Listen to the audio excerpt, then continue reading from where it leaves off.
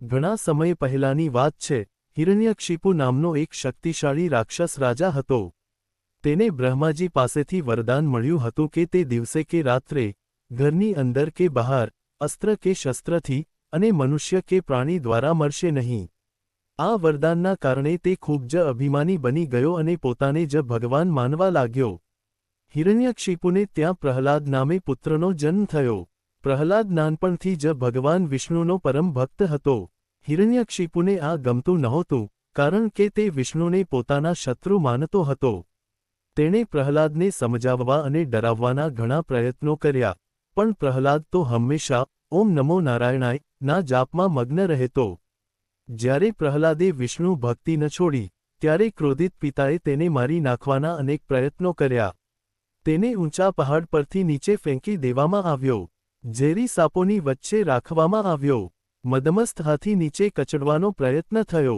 પરંતુ ભગવાનની કૃપાથી પ્રહલાદને એક ઉઝરડો પણ ન આવ્યો. છેવટે હિરણ્યકશિપુએ તેની બહેન હોલિકાની મદદ લીધી.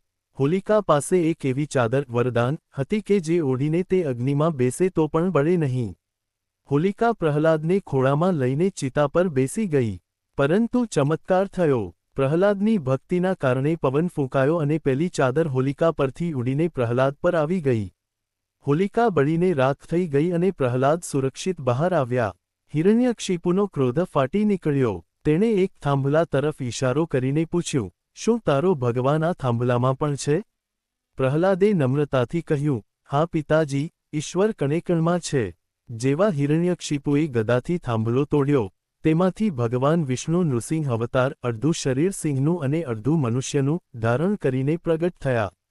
ભગવાને વરદાનની તમામ શરતો પાળીને, સ્થળ, ઉંબરા પર ન અંદર, ન બહાર, સમય, સંધ્યાકાળે ન દિવસ, ન રાત, સાધન, પોતાના નખથી ન અસ્ત્ર, ન શસ્ત્ર, સ્વરૂપ, નૃસિંહ ન મનુષ્ય, ન પ્રાણી, અભિમાની હિરણ્યકશિપુનો વધ કર્યો અને પ્રહલાદની રક્ષા કરી.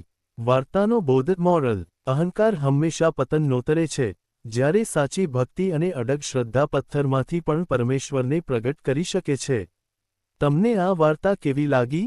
જો તમારે આવી જ બીજી કોઈ ચોક્કસ ભગવાન કે વિષય પર વાર્તા જાણવી હોય તો ચોક્કસ જણાવશો.